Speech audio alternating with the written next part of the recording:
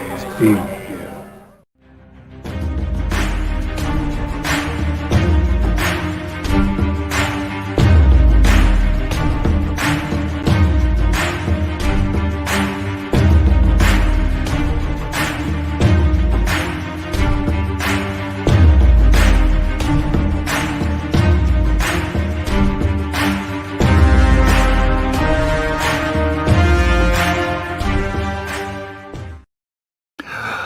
Good evening, ladies and gentlemen, geeks and nerds and ambassador everywhere, and welcome back to Ambassadorial Wing.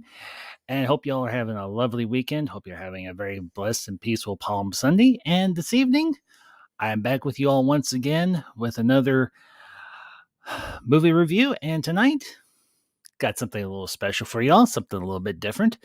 Tonight, we're going to be doing a review of Kenneth Branagh's adaptation of Agatha Christie's Death on the Nile. But tonight, things are a little bit different. Tonight, I am not by myself, even though I am here on the panel by myself.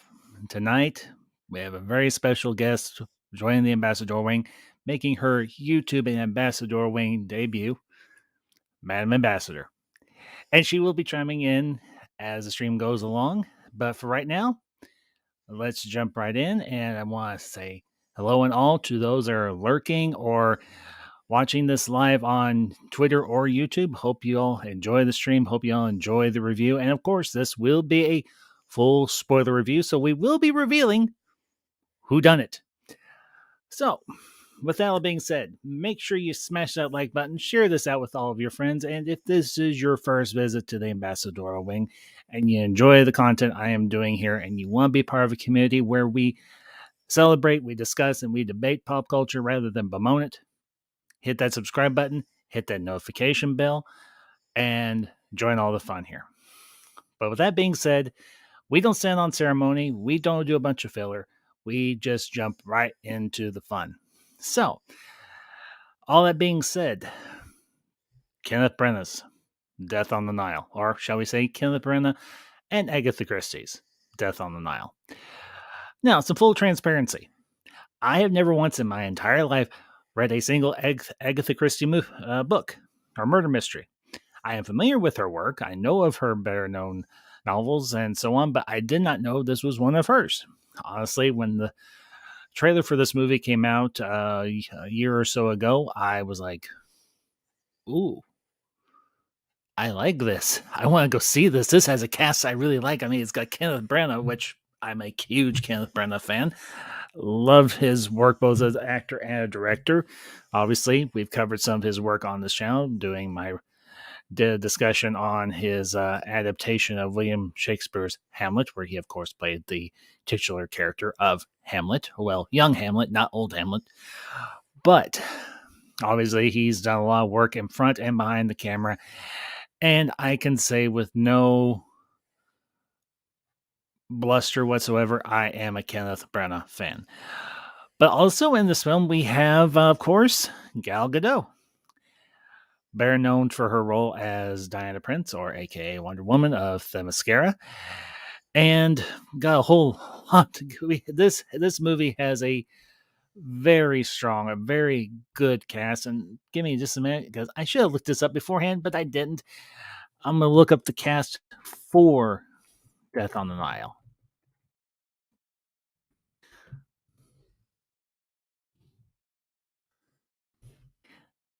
I appreciate it. Here we go. Anyway, of course, you've got Kenneth Branagh as Hercule Poirot. You've got Armie Hammer as Simon Doyle. You got Gal Gadot as Lynette Ridgway. You got Annette Bening as Ifefima Book. You've got Tom Bateman as young Book. Of course, you've got Letitia Wright, Russell Brand, Ali Fazili. Oh, good grief. Who else is in this? You've got Emma Mackey as Jacqueline de Belfort. Oh, good. And of course, this was a film that was co-produced by one of my favorite directors, Mr. Ridley Scott. But getting into the movie itself, me and Madam Ambassador, we were going to go see this we got a chance to go see this a few months ago, back when it was in theaters still. But unfortunately, had a slight mishap, and we had to leave the theater early because, well, I love her, but my wife is a bit of a klutz. So we had to wait. By the time she was feeling well enough to where we could go see this in theaters. It had already left theaters, but we were lucky enough. It came out on video, so we got it on Blu-ray.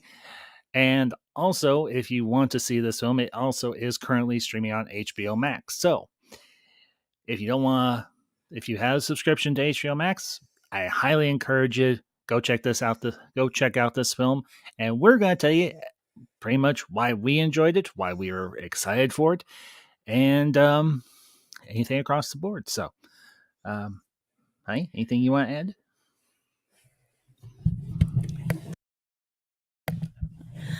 One of the things that probably attracted me to this movie was my love of ancient Egypt. When I first saw the movie poster and saw the pyramids and the Nile, and of course, growing up, I was also a fan of Agatha Christie. Now, I never even read Death on the Nile. I actually never had heard of it. I knew more of her other murder mysteries like Murder on the Orient Express and some of the others that was on Masterpiece growing up as a child. I used to watch those with my mother and my grandparents.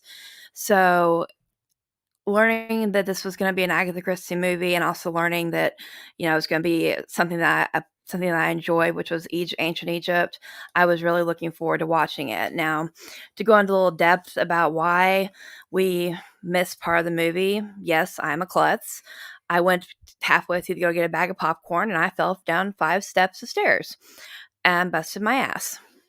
So, I had to go to the ER. Luckily, it was just some bruising and a little sprain on my knee and enough embarrassment to last me the rest of the year. So, that's one of the reasons why it took us 2 months to finally finish the movie. So, Well, and the thing for me is I too am also a huge Egyptology nut. I have been ever since I was a kid. And if it deals with Egypt, I do my darndest to watch it, unless, of course, it stars Tom Cruise and the movie is not particularly good, i.e., um, The Mummy 2018. That thing has as little to do with Egypt as well. Cruella de Vil. Yes, yes, yes, it does. Except there's a lot of sand, and well, there's a giant sand face. That's about as far as the connections between Egypt and the Mummy with Tom Cruise goes. But in terms of this movie, obviously it has a very strong cast, as we've already run through. But knowing Kenneth Branagh's work from some of his other directorial projects that he has worked on throughout the years, he definitely knows what he's doing in terms of working behind the camera. He knows how to set his shots. He knows the aesthetic that he wants to go for. And obviously, this film takes place in the 1930s. It's 1937. It is obviously during the Great Depression, but this is on the European side of the world and everything. Obviously, it takes place in London and, of course, in Egypt, specifically around Cairo and some of the more well known landmarks of ancient Egypt. The one most prominently seen is, of course, both the Great Pyramids and the Temple of Abu Simbel. I am saying that right, am I? Yes. Okay. Like I said, she's the Egyptologist. I'm just amateur. But, obviously, I am also a huge history nut. So I love anything that takes place in like the years in between the First and Second World Wars. Obviously, in the 1920s, the 1930s. I love the design aesthetic for those decades. And this movie actually opens up very interestingly. It actually opens up during the First World War. It shows a young Hercule Poirot as an officer with the French army. And I will say this. I like the fact that they opened this film in black and white. It's a nice callback to the old murder mysteries of those years. Anything particularly of when Agatha Christie was writing her novels and so on.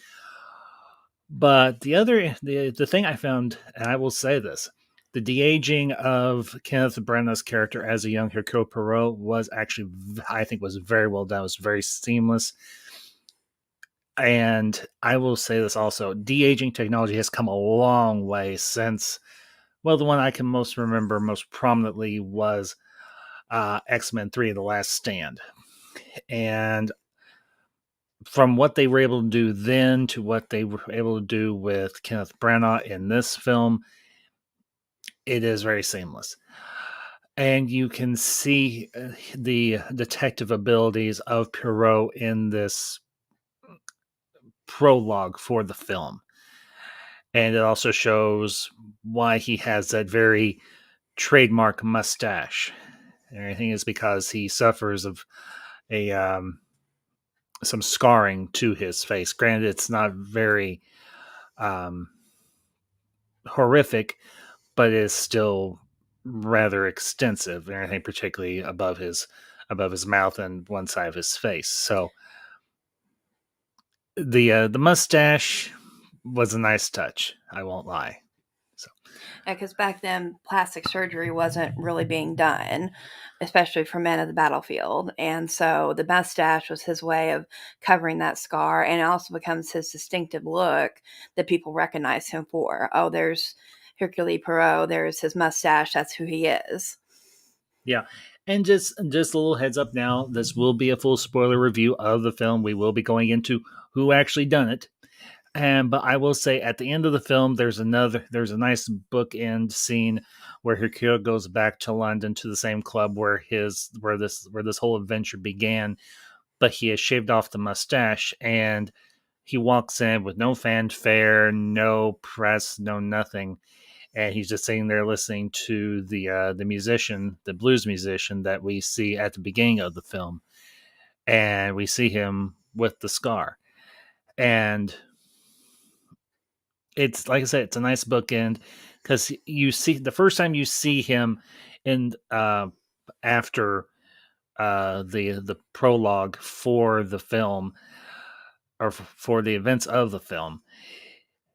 There's a lot of fanfare because this is the famous Hercule Poirot. He is a well renowned well known around the world as a great detective, even though he doesn't necessarily regard himself as a great detective. He has his skills, he has his ability, and he is what he is. He doesn't play anything up on that.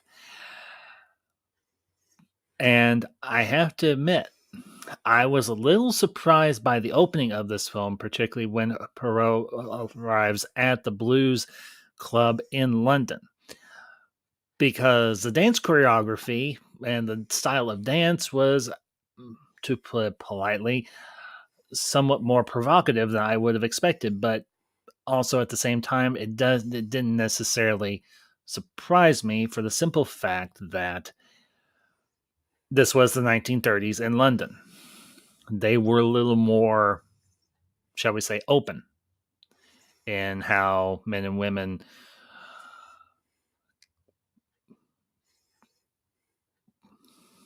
worked together.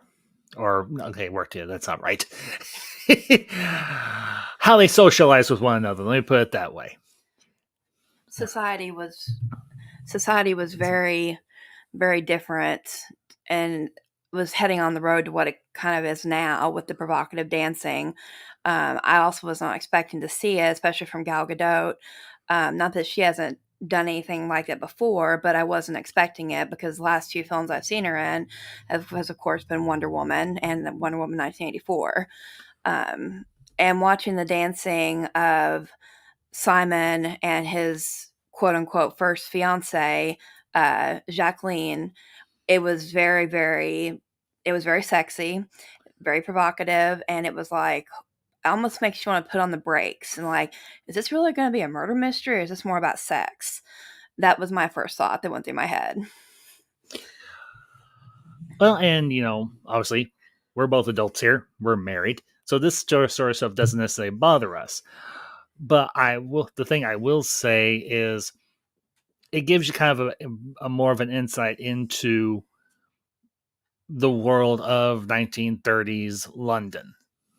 their society was, let's say, a little more progressive, put it that Yes. way. And but at the same time, this was a blues club, so things were going. The atmosphere was much more different. I will say this for Letitia Wright's character as hang on one second. I know the last name Otterborn, but I'm trying to remember the first name, Rosalie Otterborn, and her aunt Salome, played by Sophia Okumbo. They had a very interesting dynamic, and I very much enjoyed Letitia Wright's and Sophia Okumbo's performances as the Otterborns. I will say this for Sophia Okumbo. I don't believe that her singing was dubbed in, and she had a pretty decent singing voice. Not to mention, she had a very interesting speaking voice as well. It's very sultry and seductive, and also it just kind of draws you in, pulls you into the character, and she brings that out very well. And going through some of the back behind the scenes footage, that was actually her singing voice. So she was one that she didn't have to dub it; she just sang it. And that's something that a lot of movies are doing nowadays, which I think is really good. They really are sticking with the same actors and actresses and saying, okay, we want you to sing this part. You know, if you need some help, we'll figure it out. But they haven't been dubbing as much. And that's something I'm really glad to see, especially in this movie, because the bluesy music was part of that vibrant authenticity that's brought to this film. And I think that it was done very well. well, there's been several films that have done that over the last several years, especially in the 2000s. I mean, one that I can think is, of course, Walk the Line with Joaquin Phoenix and Reese Reese Witherspoon Witherspoon. playing Johnny Cash and June Carter Cash. Right. Obviously, but this film, you've got that as well with Jennifer Lawrence for especially Mockingjay Part 2. Actually, it was Mockingjay Part 1. Okay, Mockingjay Part 1. Yeah. My bad. It was one of the Mockingjays. So having actors or actresses that can do their own singing, granted, this is not the prominent part of this film, but the fact that the character is a blues singer does definitely help.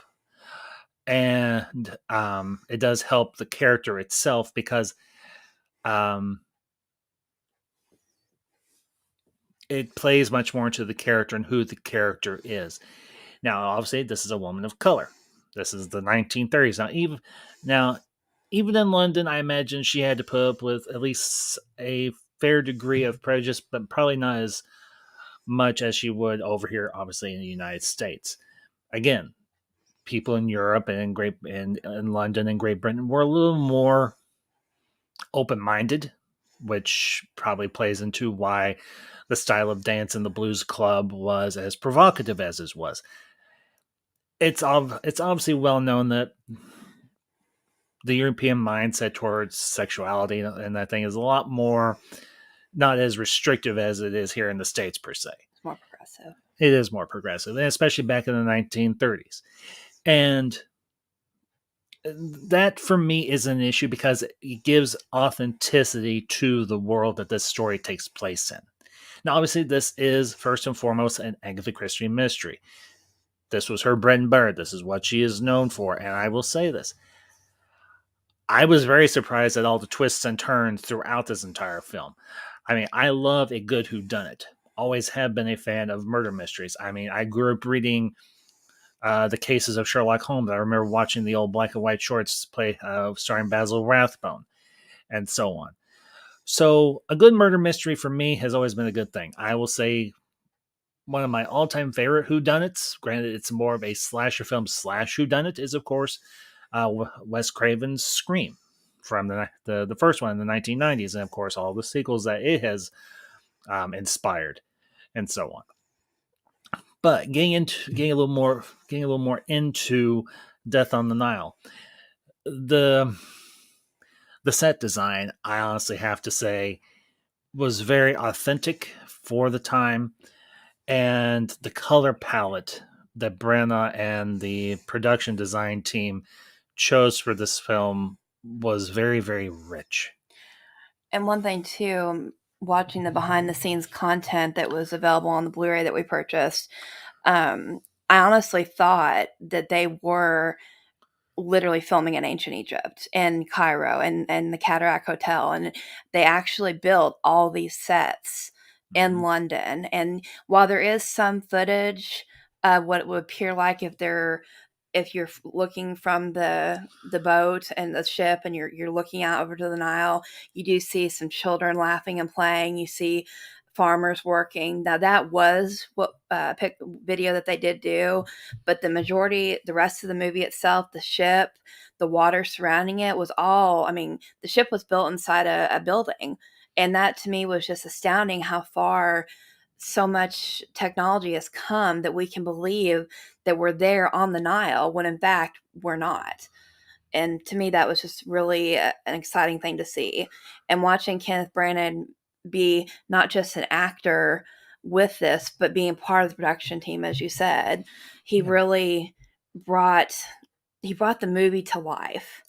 And that's something that I appreciate both as someone who watches these movies and delves into them. Yeah.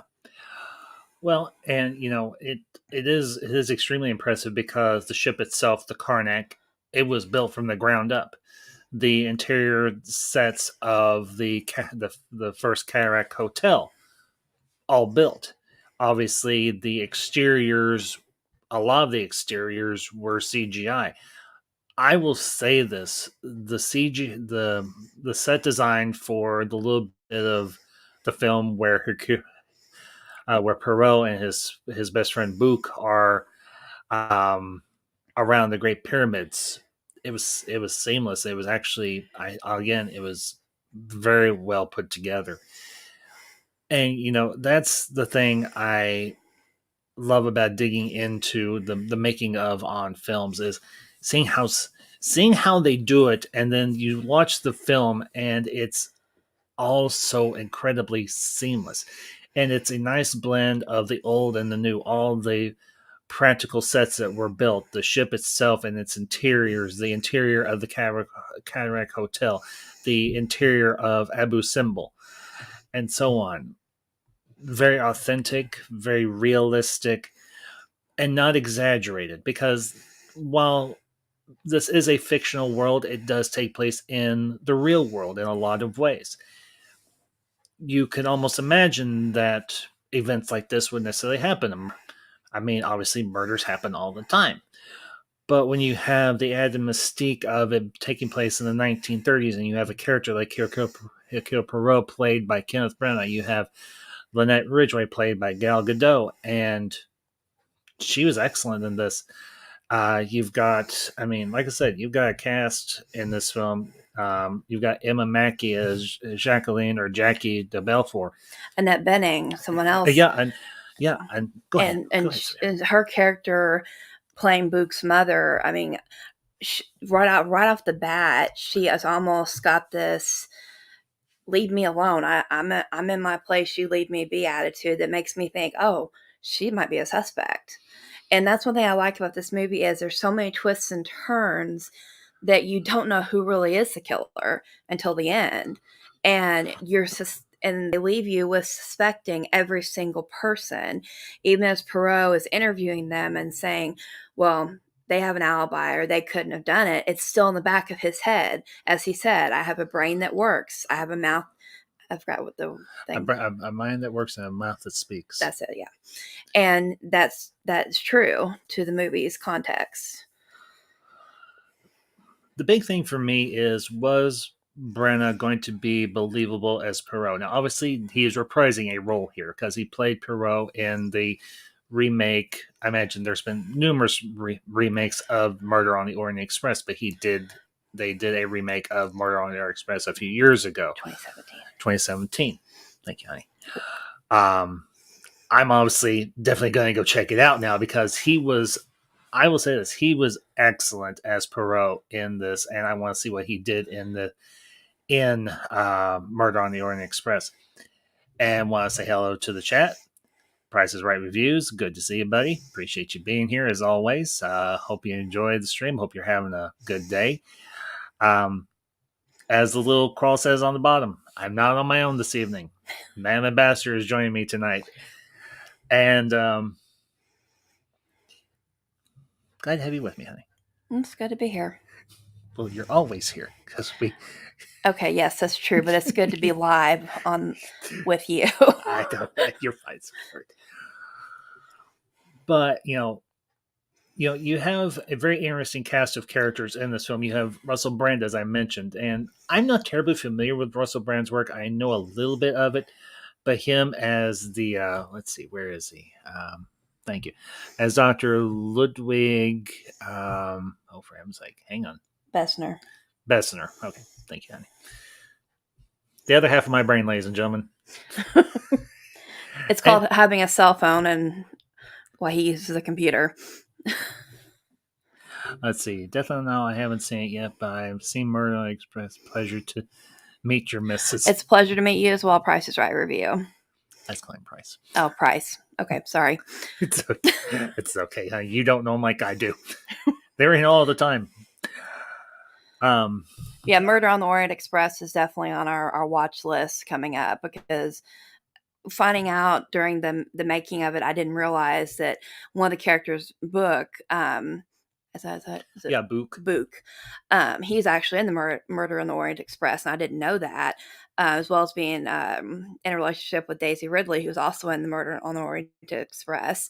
So that's two things that makes me want to Tom Bateman. Yeah, that's two reasons right there, because I really love Daisy Ridley's work. I really want to see this movie now. And plus, of course, Agatha Christie. So I could kick myself because I love to buy digital movies, and I love to pick Amazon and iTunes for their $5 movies. And 3 weeks ago, it was on sale for $5, and I passed it up, and now it's back up to $15. So I'm kicking myself at the moment. Honey, we can probably find it cheap at Super Mega. Probably, but I like to watch stuff on my iPad. And yet we have a 4K TV and a 4K player, and you watch. I love my iPad. What can I say? And Hayes. Zod Ryder, good to see you, buddy. Appreciate you being here, as always. Fellow council member of the Council of Ones. Great discussion so far. Can't wait to see what the two of you think of Murder on the Orient Express. Zod, that will definitely be one we'll do a review of. Yeah, might be a few months down the road, but we'll definitely get to it because we've got another one coming up next month. Yeah. Well, actually, we've got two coming up next month. Days of Future Past. Days of Future Past, first movie we ever watched together when we started dating. And then, of course, Doctor Strange and the Multiverse. And the Multiverse of Madness. So, let's see. What have you got to say, Bryce? I had my 33rd birthday yesterday, Ambassador. Will you tell my... Ambassador will tell you my raunchy persona on here. I personally like Orient Express, the novel version, the story, more than the film. Fair enough. Okay. So, but yeah, Price is okay. He's just a little strange. And Price, happy 33rd birthday, by the way. Yeah, what she said. And also, shout out to Chad, a name I have not seen in a very long time, Eastland Burkholder. Eastland, it's good to see you. It's been a little while, so hope you've been well. Glad you're here this evening. And let's see. Okay, go ahead, sweetheart. Agatha Christie mysteries. I love the performances, evidence, mysteries. Okay, so yeah. We're actually going to be celebrating. What is it? Seven. This will be our 7th anniversary coming up in May, and I remember it's 7. Shut up.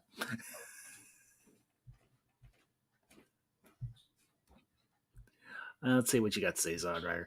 My favorite Agatha Christie novel is 10 Little Indians. Well, they've done adaptations on that story in the past, Zod, and everything. They just never did it under that title. So, but that's a good one too. And of course, my wife, being the awesome lady she is, she brought me a bottle of water. But yeah, like I said, this is her premiere. Obviously, she's popped in from time to time, and we're working on going to be working on a few projects together. And hopefully, yes, provided you pack of ruffians don't scare her off. Nah, that won't happen. One thing that does interest me is this movie was actually another movie. A version of this movie was made in 1978. I did some digging and found out about it, and so I kind of want to see it just to see if they've used any of the particulars. They said they kind of went back and drew off of some of that movie when they made this one. So now I have my interest peaked, and I want to go and see the 1978 version. We could do that for Ultra Retro. Yeah. That'd be a fun one. Let's see what you got to say here, Price. I can bring it up. I'm very particular when watching movies based on specific novels like Lord of the Rings, Sherlock Holmes, Les Mis, etc. Right. Oh, you got a fellow 70, sim. And fun fact, 78, depending on the year, was when I was born. That's true too. That movie is as old as I am. Oh Lord, we better run. Shut up. Let's see. I won't lie. When I say Les Mis is the only musical novel film I enjoy so much. Why? I'm a huge fan of strong, compelling, redemption stories. Well, I will say, Price, I've read the book. I've never seen the movie. We own it, but I've never seen the movie. I've caught a lot of grief from our friends and my husband here for not watching it sooner. So hopefully I'll get to watch it this summer because I really do want to see it. We had the version with Anne Hathaway and Hugh Jackman. Is that right? Yeah. Mm-hmm. And that's the one that I want to see. But also Russell Crowe. And Russell Crowe. Don't forget Russell Crowe. Yeah. But I read the book in high school. I just never had the chance. I never was interested in watching the movie just because the book was so good, and I was afraid they might screw it up. But I've heard outstanding reviews about it, so I plan on watching it eventually. But I'm also a huge fan of compelling redemption stories as well. Yeah, but and the interesting thing is, Death on the Nile is anything but a redemption story. Although there are a few characters that do get some second chances, although it's questionable whether or not they deserve them, but who are we to say? Let me ask you, of all the characters, mine's Perot. Who's your favorite? I have to say, it's a toss-up between Lynette and Letitia Wright's character. I do like Gal Gadot's character of Lynette because she's very innocent throughout all this to a certain degree. She thinks she's found the man of her dreams. She thinks she's fell in love and she's gotten married, and she thinks he's protecting her. And again, this is where spoilers come in. So if you haven't watched it, you don't want to hear about it, giving you a 5-second window here. But to see her go through all these different emotions and thinking that her husband is protecting her when in fact he is the one that's going to end up being part of her accessory to murder is very. She does it so well that I love how Gal Gadot can take a character and just bring out the best of it, and I feel like that's what she did. Now, Letitia Wright's character, what was her name again? Rosalie. Rosalie Otterborn. Rosalie Otterborn. Rosalie's character started out very, very quiet because you see her in the beginning in London in the jazz or blues club.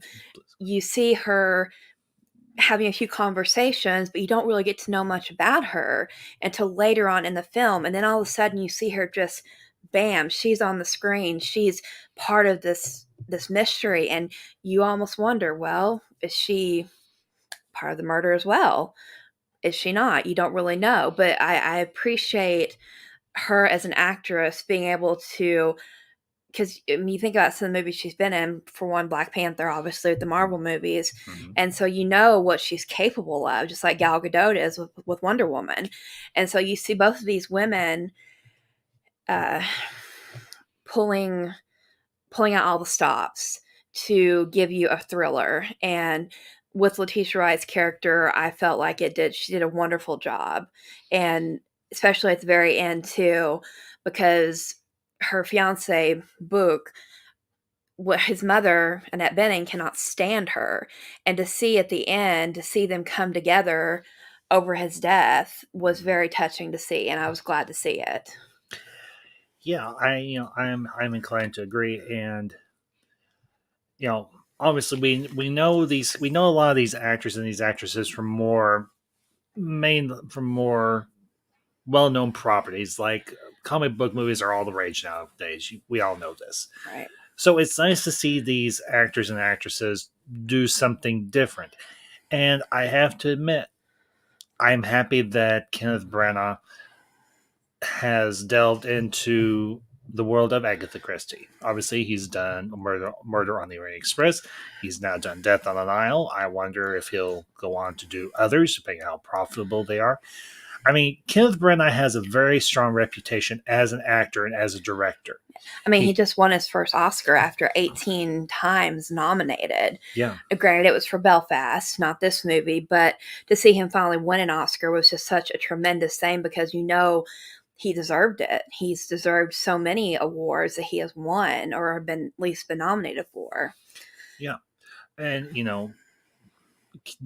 will I say I'm like a Kenneth Branagh super fan? No, but I am a fan of his work, and he brought a good story. I would say actually a relatively unknown story done by a very well known, almost world famous known author of course Agatha Christie to life, and he did it in a way that it opens the door into this world for others who may not be necessarily familiar with it. I mean, obviously, another film that Kenneth Branagh did several years ago that does take place in a franchise in a universe that we all, to one degree or another, know and love is, of course, Thor. The first Thor That's film. true. Kenneth Branagh did the first Thor film, and a lot of people really enjoy it. Hi, we're two of them. But to see him do something different, and obviously he's won his award for Belfast and everything, but to see him do a murder mystery and return to a franchise that doesn't get a lot of fanfare much anymore, it's a nice thing to see. And I think the thing for me with Death on the Nile is I wanted to go see something other than a superhero movie. Now, don't get me wrong, I love superhero movies. I'm the reason why Madam Ambassador loves superhero movies herself. That's very true. But it's nice to see different films out there in the theaters, in the cinema. And am I saying there's necessarily going to be a revival of murder mystery films? No. They're probably now. Is it possible? Sure, it's a possibility, but I deal in fact, not possibles on this channel. You all know this. So for me, the big thing is I like to have my mind challenged. I like to have a film that's going to make me think, and the same is true of the misses. Excuse me.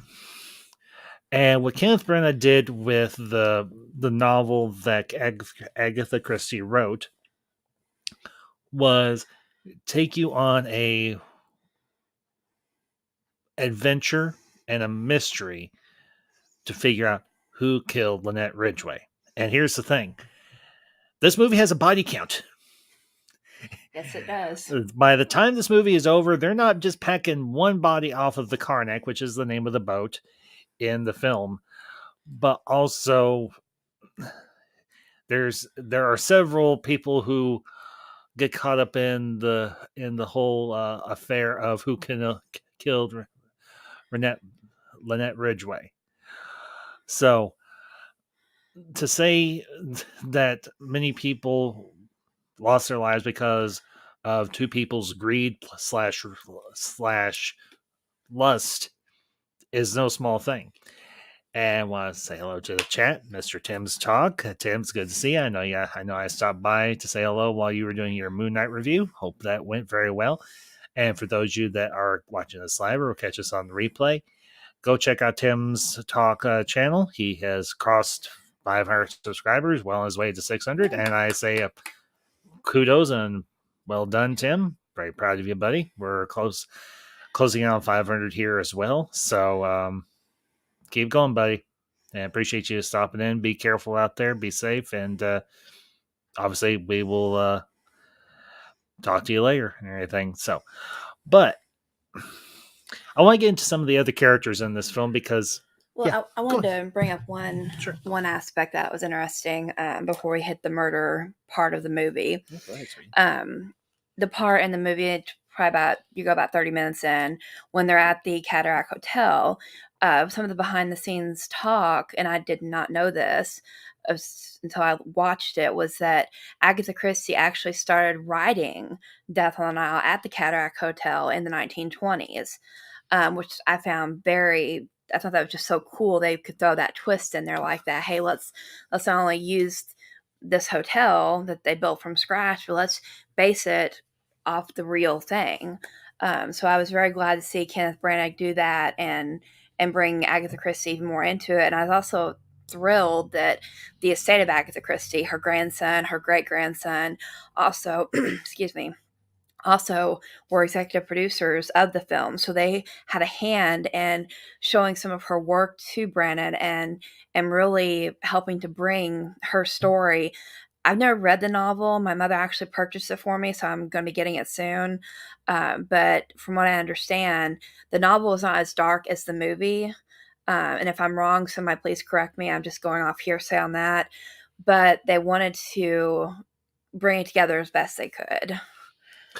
Well, and it goes back to the old saying, when it comes to authors, write what you know.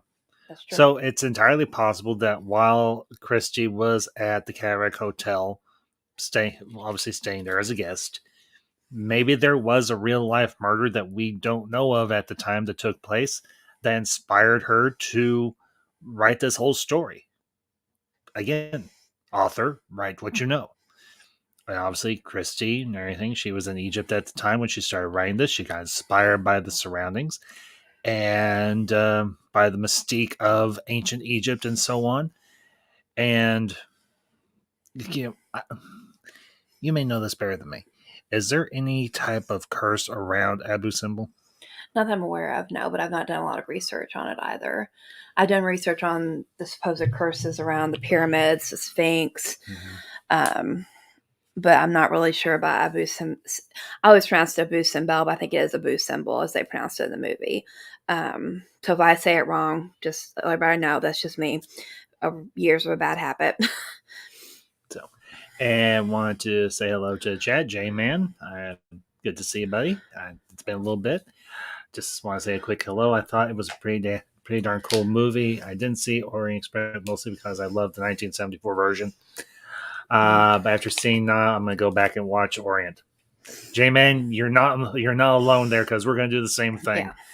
and we'll probably do a follow. We're gonna do a review on that one and everything somewhere down the road. But the premise for the film is relatively simple. Obviously, it's a murder mystery. But the question is, how well can the author, or in this case, the director, tie all of the twists and turns into this to make it a truly excellent whodunit? And honestly, I have to say that Branagh and the screenwriter and so on, they did it. Well, I mean, you not just the affair of the love triangle of Simon and Lynette and Jackie. right. But you also have whatever good murder mystery I think needs to have, and that's a jewelry heist. A piece of jewelry that is just everybody wants it. And when I first saw the Tiffany necklace, which is actually, it actually is a real necklace, the yellow diamond. It reminded me, not your favorite movie, I know, I but did say it wasn't my. It's just I don't care for the music or okay. that one piece of music. But go ahead. But it reminded me of the Heart of the Ocean from Titanic. And again, that was something that was brought in. And during Titanic, the part where they take the necklace and they hide it in Jack's coat to appear like he stole it. In Death on the Nile, the yellow diamond necklace is the center point in terms of you see Lynette's maid trying it on. You see it being found in Annette Benning's jewelry box, and then everybody's suspicions are just going, well, why is it here? Why is it there? Did they have something to do with this? Again, it's all the twists and turns that they use, all through something as simple as a necklace. Yeah. Well, and the other thing, the other matter is, um, Jackie plays up this whole rivalry that her and Lynette have or had back when they were younger. In particular, um, for a stage play that they were to be in when they were in school together, and that was, of course, Anthony and Cleopatra. And it's interesting because by the end of the film, again, spoilers, if y'all haven't seen this film, I hope that the fact that we're kind of spoiling this doesn't ruin the experience of the film if you have not seen it, because it is a very well done movie, even if you know what does happen. But by the end of the film, like I said, well, maybe we'll leave this as one spoiler, or Yeah. we'll leave this as one spoiler. We'll leave that. Yeah, Yeah. we'll leave that one out. Um, but the thing for me was, what character was I going to key to? And or what characters was I going to key to? And obviously Perot, being not a man of great means, but building himself up as a world-renowned detective, he's a self-made man, and I can respect that. But I especially like the relationship between him and Book, Tom Bateman's character. Um, this is a very this is a friendship that obviously is not based on age, because obviously Perot is much older than Book, but it's almost like it's not so much like a father and son, it's more like an uncle and a nephew type of relationship. And I think for the in this film for this story it works. Because when Book is killed, I won't say by who, but he does unfortunately die. It wounds Perot deeply and drives him to really up the ante of solving this crime, because now he really does have skin in the game, not just because of so much of his reputation, but also because someone that he cares for deeply, someone that he has had a long time relationship with, is now dead. And to jump ahead a little bit, when Perot instructs the crew of the Karnak to seal everyone in this one cabin in the ship, and for him to have his opportunity to face them all down and say, okay, who did it? You really see the Perot's intensity. And Brenna really brings that to life very, very well. And that whole sequence is, I don't want to say that Perot is unhinged. He is not, because he is a person that keeps his mind and his emotions very much in control.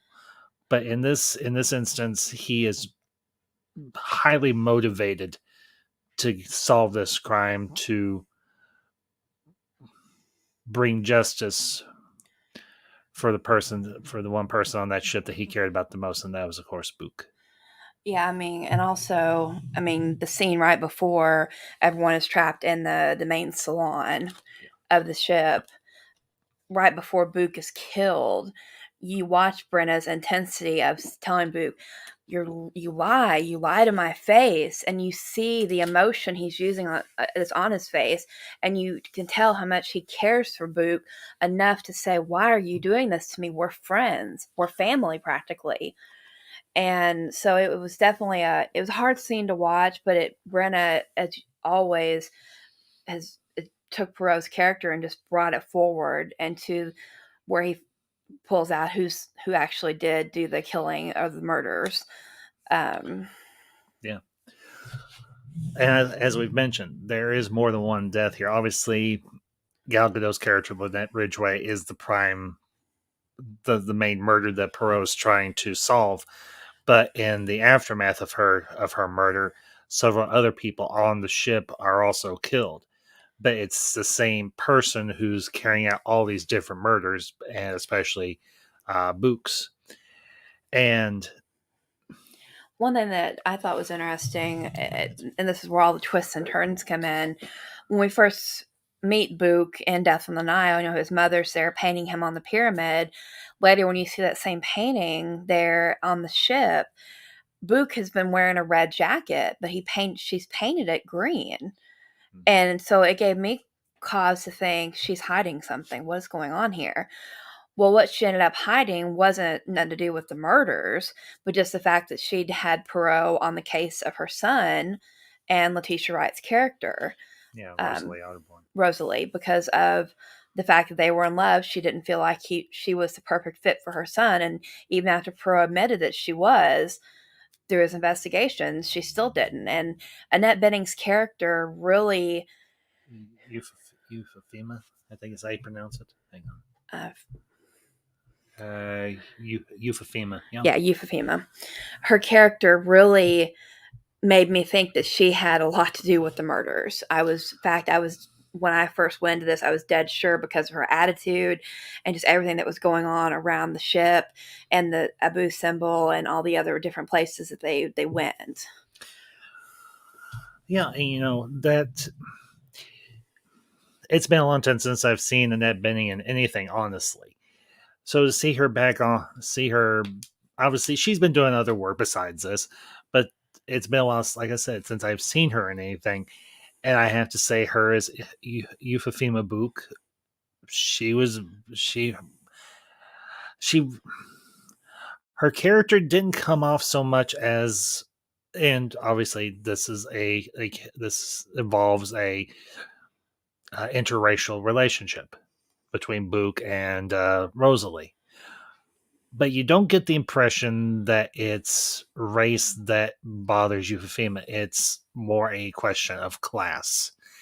And Rosalie and her aunt obviously aren't people of great means, but they are. Um, Salome is very hardworking, and she has earned a reputation as a very good blues musician. And Rosalie is her manager, and she's like, I'm going to see that my aunt retires very, very wealthy. Rosalie, honestly, is one of the. I'm not saying she's a paragon of virtue or anything, but she is a person of good morals. She does have a scene where she does dress down Perot a bit, but I have to say, I don't see it as more so much as her being malicious.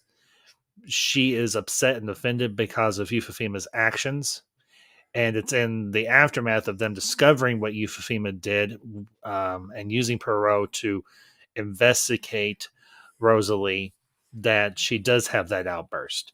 So I can't say Rosalie's reaction wasn't unwarranted by any stretch. She has been offended. She has been insulted, and She's hurt. yeah, she's very much hurt. So seeing her have that outburst, I have to ask myself the question: would I have reacted similarly that she did? And the answer is yes. When you don't have the good God, when you don't have the good decency to just come to me face to face and talk to me, get to know me, and just simply ask me, what are your intentions with X, Y, or Z, or in this case, what are your intentions with my child? I'm going to be offended by that. Euphemia could have very easily gone to Rosalie or her aunt and said, what are your intentions with my son? Instead, Euphemia uses her position of wealth and class to have her investigated. Like, she's like, if your son is so important to you, then why don't you go talk to this woman yourself? You're a grown woman, do it yourself. And I think kind of even though it's not about race, I think underneath, I think there is a little bit of race involved, and that's why Yeah. she hires Perot, because there is a scene with Letitia Wright's character and her aunt when they're being interviewed by Perot, and her aunt brings up a past memory from the 1920s about how Lynette was a young little girl and didn't want to play in a swimming pool with a black girl. Actually, wasn't it her father that didn't want them there? No, Lynette did not want to. Oh, okay. Yeah. Okay. And so to me, I think there was just a little bit of underlying race being played, even though Ambassador Wright it wasn't as, by the time you hit the 30s, thing, especially over in London, things weren't as what as They weren't as bad as they were here in the had to States. right. But there still is an underline, I think, of the race card being played in this movie uh, for Letitia Wright. Well, and obviously, the other thing you're dealing with in this film is you've got Simon and you've got Jackie, and obviously you have Lynette. Now, I will say this in terms of a piece of dialogue that is in the trailer, but also is very prominent in the film, and it's something that Lynette Ridgway says to Perot: "When you're rich, nobody's really your friend." And I can't say that there's not some truth to that statement. In a real world setting, that's probably I imagine how some people who are people of means might feel. But in this particular case, Lynette has both intentionally and I think unintentionally made a lot of enemies throughout her life, or offended a lot of people in her life, throughout her life. So she's going to have some bad blood, maybe not so much on her side, but more so on the other, where she is going to feel ill at ease, where she does have to take a sleeping pill to go to sleep at night. And the the thing for me is, can I understand where Lynette Ridgway is coming from? Granted, I am not a person of means whatsoever, but having that sense of security and community and stability around you is necessary for your own well-being. And yeah, I do feel somewhat bad for Lynette, because here's a woman who quite literally has everything. But at the same time, she lacks the one thing that we all seem to kind of take for granted, and that is a strong, close circle of friends and family. Another thing too is peace. She doesn't have the peace of mind that she's surrounded by people that care about her and love her. And one of the scenes with her maid Louise.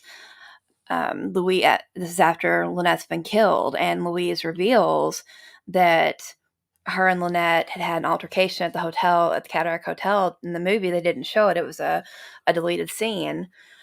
Um, that she had forgotten to pack Lynette's nail polish. And then you learn even more that Lynette got her out of a bad engagement by offering this man money to leave her, to pay off his debts and leave her, because she felt like she was a bad influence for her. And so you see that, and you realize that even the closest people to Lynette, she can't trust. And so, yeah, the sleeping pills are her only peace of mind that she has to use. And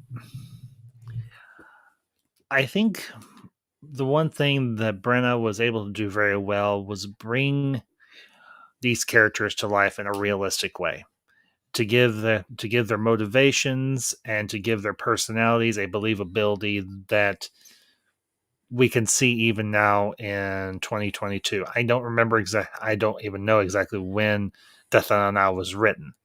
But considering how old this story is, and considering how well known Agatha Christie is known as a murder mystery author, to take a piece of work from, say, the 19 I think it was 1937. But well, that's when the movie takes place. I'm talking about the book. Yeah, I don't know when the book itself was written. I know that's what I'm looking at. So, but to take a piece of fiction like this, and was that when it was written? November 37. 1st, 1937. Okay, to take a story that was written in 1937 and to turn it into a film in the year 2022 and have it resonate with a modern audience is no small feat. Yet Brenna was able to do it, and the cast that he selected for this film was able to pull it off as well. Now, there is one thing I do want to touch upon, and that is the characters of Mrs. Bowers and where's she?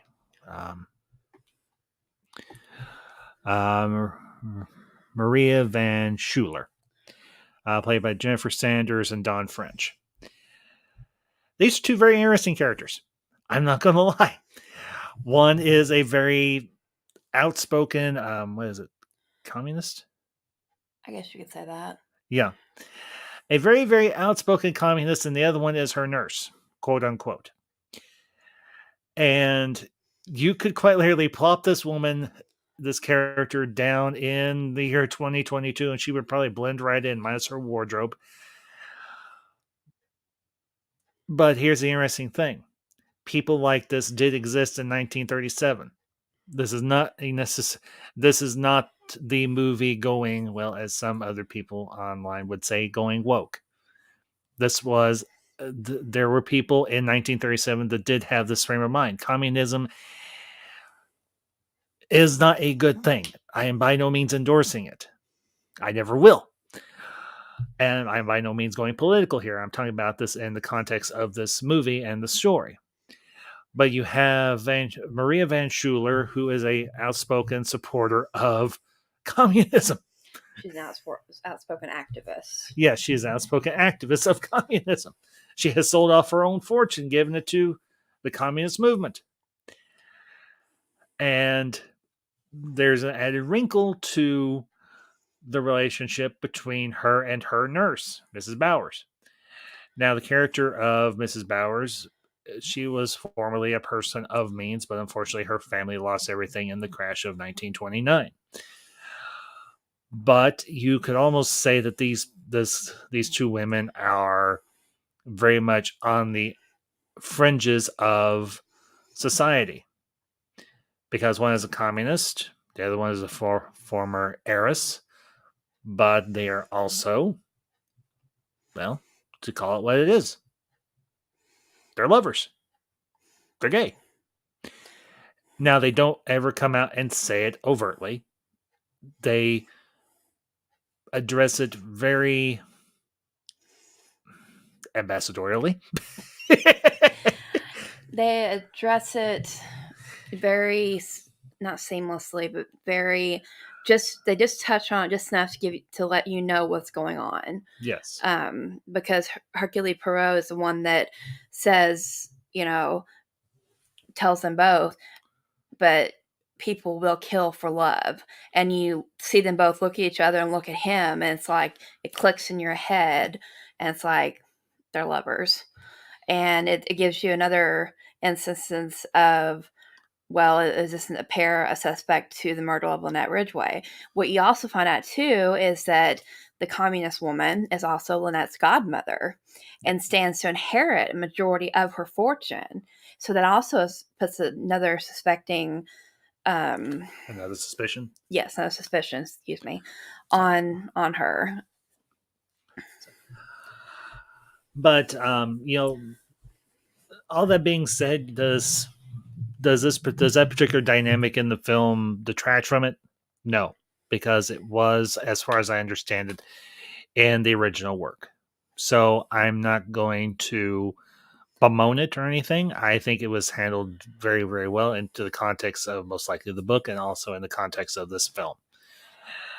Obviously, Poirot is a man who knows how to act very cautiously. And he knows that even in, well, obviously in the 1930s, that type of lifestyle would very much have been frowned upon. So he wasn't going to ever out them. And once he eliminates them as suspects, they kind of fade into the background of the story for the most part. But I think this is an instance where this sort of dynamic in a fictional story was handled well. At least that's how I see it. I imagine that's how you feel. I agree with it as well. So one topic that I find interesting that we haven't really touched on yet was shortly before Lynette's murder, because throughout the beginning of the movie and as the film progresses, Jackie or Jacqueline is seen following Lynette and Simon, the newlyweds, all over to where they're going. So she's been following them this 6-week period where they met, fell in love, and got married, and now they're in Egypt. And at one point, Lynette or Gal Gadot's character has an outburst there in the Grand Salon saying, I just want to get away from her. I can't stand this. She's like, I'll buy the whole damn boat. I'll buy the whole damn country. That's her words that I'm quoting. And then they flip it and go to later in the evening where Simon and Lynette go to Perot and they're like, we don't need your services anymore. We're going home. We're going to start our lives. I felt like I don't know if there was a deleted scene. I haven't seen it yet, but I felt like there was something missing there because what caused Lynette to go from being so upset and so livid to being calm and cool and collective and just, well, it's okay. We're over it. Maybe she took a pill. I don't know. But I wish that's one thing I wish that Kenneth Branagh had done was fill in that slot. And maybe, like I said, maybe it's a deleted scene that's just I've not seen yet. Yeah, I did. That was just a touch jarring for me as well because she goes from we're going to go home and just close the gates and live our lives and be happy to like, well, okay, no, we're gonna continue on. Now you could chalk this up to story convenience It could because be. because you don't have much of a story if the main characters go home and they're removed from peril, removed from danger. Right. But it would have been nice to see a conversation or something.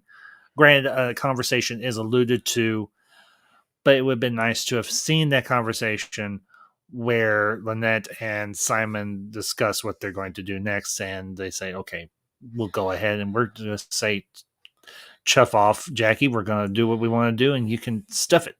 Essentially, and I have a feeling that it was more so on Simon's end of things than Lynette's because, well, of how the movie itself plays out. But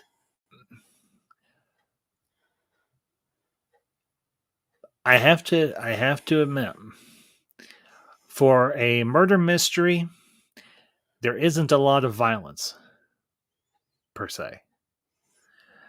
Well, you see the aftermath of the deaths, you don't see the deaths themselves, That's true. You don't. and I think that was a very nice touch because oftentimes in modern movies, modern cinema, you often see you see the killing in graphic detail, but here you don't see it. Now you do see it in flashback, and you only see it briefly. I mean, you have one person shot, Lynette Ridgway. Well, obviously, and her fiance Simon is also shot, but that's a little more convoluted than it appears. You have another person whose throat is slashed with a scalpel, But again, you don't see it. You just see the aftermath. You're right. and then of course you see one body caught up in the propellers of the boat. Um, and it's rather grisly because you can imagine how the paddles on a steamer function and what they can do to a human body. It ain't pleasant by any means. The one thing I will remark on is at the end of the film when they're bringing all the bodies off of the Karnak, off of the ship, they're all wrapped very much in the way of how how a mummy would have been wrapped, which fits because that's how they probably do things in Egypt. So, but honestly, if I was going to score this film, I would give it an 8 out of 10. It's very enjoyable. It's I can't find any noticeable flaws except for the one that we just mentioned per se. There is one more, but Go this is ahead. No. just because of my historical background of ancient Egypt. To give you a little context, since I was a teenager, I've just been fascinated with ancient Egypt and the the pharaohs and the mummies and the tombs. And yes, of course, the movies of the Mummy and the Mummy Returns was a big deal for me. But I took courses in college. I also taught myself the Middle Egyptian language, so I have a very broad educational background on ancient Egypt. And the one flaw they made in the movie was when Jackie tells Perot that the wives of the pharaohs were buried alive, probably screaming. That was not true. Now, I'm not saying it didn't happen, but in my research, I even did a little research over the weekend just to see if I was right. I could not find nothing about that. Now, were there instances where animals, for example, were buried alive or mummified alive when they're the pharaohs or the different Nobility. yes, nobility, thank you, died? That's one thing, but I never could find anything about the wives being buried alive. So that was my only little cliche that I just didn't care for, that they messed up on. I still would give it an 8 out of 10 just because it's Kenneth Branagh and it's Hercule Poirot and it's Agatha Christie. Simple, straight, and forward. Yeah, one of her best known characters, Yes. honestly. And I will say this. I did like the fact that we did have that prologue scene with him during the First World War. I will say the set design for that entire sequence was, from the research that I have done, very authentic. The uniforming, the set design, particularly of the trenches and so on, was all right on the numbers. And we haven't gotten a whole lot of movies that do take place in the First World War. Obviously, with Gal Gadot, you have Wonder Woman, the first Wonder Woman film. The only other film that is prominently set in the First World War period is, of course, one that Steven Spielberg did back during the early 2000s. That was, of course, War Horse. I've only watched it a couple of times, but it's a film that I very much enjoy because it does deal with a period in history that we have not seen on the big screen to any great extent. Now, there is one other movie. It's not well known. And that is part of the Kevin Sullivan production of Anne of Green Gables, the third movie that came out in, I think it was 2000. I want to say 2010, maybe. It was called Anne of Green Gables: A Continuing Story, or the third movie in the sequel, or the sequel trilogy, and it focused on World War One. And it was very, very detailed. Kevin Sullivan's production team was very authentic when it came to everything from the uniforms down to the battlefield to even the armistice and the ending of the war. So it's another very good movie to check up on if you ever want to watch it and get some feel for World War One. Well, actually, there is one other. All's Quiet on the Western Front. I've never watched that. I've heard of it, but I've never watched it. It's a World War One feature. It's featured in that as well. What's his face? Played John Boy off the Waltons, was in it. Oh, Richard Thomas. Richard Thomas, yeah, he was in it. That's right. Yeah.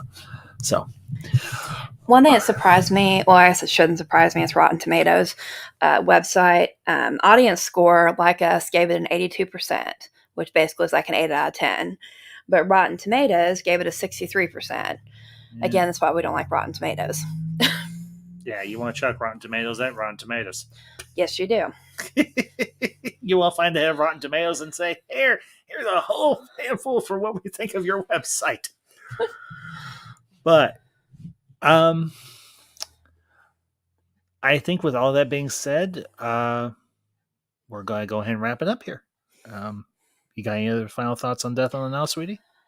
I think if you want a good murder mystery and a good whodunit and a good movie that is full of rich history and full of just life and vigor and energy and leaves you guessing around every corner, definitely go see this movie or go rent it or buy it, because really you can't rent movies unless you're do it on demand now. But definitely go and purchase this movie and watch it, or borrow a friend's copy, because it's well worth the time and the money. Well, as I mentioned, it's also on HBO Max, so right. So you can go check it out there too. Yeah, if you got a subscription, or if you are an Amazon Prime member, you can rent it for like $3 or $4.99 it's not very much to rent it. But I can honestly tell you that it's worth the $20 to buy it. It's a movie Mhm. you'll want to pull out again to watch. And, you know, even though it's not a movie based on scary, spooky Halloween movie, it's definitely a murder mystery you can watch during that time as well, Yeah, or any time of the year for that matter. yeah, I'd agree.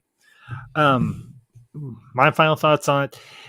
For me, it was the cast that really attracted me to this film. Obviously, it you have Kenneth Branagh both, like I mentioned, in front and behind the camera, as the director, and of course as Hercule Poirot. Um, you have, I think, a very strong ensemble cast in terms of, like I said, Gal Gadot, Armie Hammer, Letitia Wright. Letitia Wright, Annette Bening, Tom Bateman, Russell Brand, Ali Fazili. That's one character we didn't really talk about all that much. Was Uncle Andrew or Cousin Andrew. cousin Andrew, played by Ali Fazili. He's kind of a He was an oddball. he was very much an oddball in the entire film. I mean, you got Emma Mackey as Jackie. You've got, like I said, it's the cast is very solid across the board. And also, if with the directors and producers, Ridley Scott being one of them, Mm-hmm. if you're a Ridley Scott fan as well as a Kenneth Branagh fan, go watch this movie. Yeah, definitely. So, but anyways, folks, well, honey, you survived. I will, of course, be back next Friday with the Council Ones as we continue our review of Babylon 5 Season 5. Also, going to be planning on doing a midweek stream, possibly, or, well, probably won't be streaming next weekend because, well, of course, next weekend is Easter weekend. So we'll be celebrating with the ambassador. We'll be celebrating the holiday with the ambassadorial family. But playing a review with my good friend Zach Leary, we're going to be doing a follow-up review once we from our review of Blade Runner. We're going to do a review on Blade Runner 2049. So I'll be putting the word out on social media once we get the details of that review hammered out. Um, in terms of the rest of the month, I've got a few I've got a few ideas for some streams that I'm going to put together. I'm also working on a few scripts for some reviews that I'm going to upload. Continuing with the with Project Ultra Retro, working on a video for a very cult classic film from the late 1970s from, well, Disney, and it's a favorite film of mine. It's called The Black Hole. So that'll be one that I'll be uploading here within the next week or so. So keep your eyes out for that. Of course, like I said, we are closing in on 500 subscribers. Got a big blowout for that. For when we hit that benchmark, gonna do a watch party for Galaxy Quest. Gonna be doing my first giveaway, and you have spoken. I have listened, and we will be doing a giveaway for a Blu-ray 4K movie. Haven't decided what movie yet, but I will make sure it's a good one. So, obviously, me and the missus, we've got a few other films we're going to be doing in the next weeks and months to come up. Obviously, next month we'll be doing a review of, well, the very first film we ever saw when we started dating, and that is, of course, X-Men: Days of Future Past. So, obviously, keep an eye on my social media for all of that. But that being said, folks, thank you all for tuning in this evening. Those of you that'll catch us on the replay, leave your comments down below with anything me and the missus brought up or anything we may have missed in terms of Death on the Nile. But you all have a great night. Have a great week. Stay ambassadorial. And this is the ambassador and Madam Ambassador signing Signing on off. off.